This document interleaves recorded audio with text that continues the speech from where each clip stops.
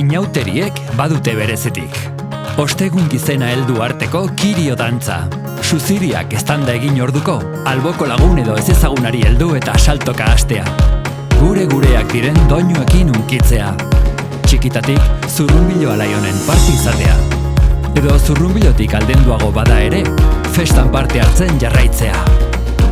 Goizean goiz esnatu eta pijamatan kalera lasai ateratzea. Ideiarik simpleenarekin gogotik barre egitea.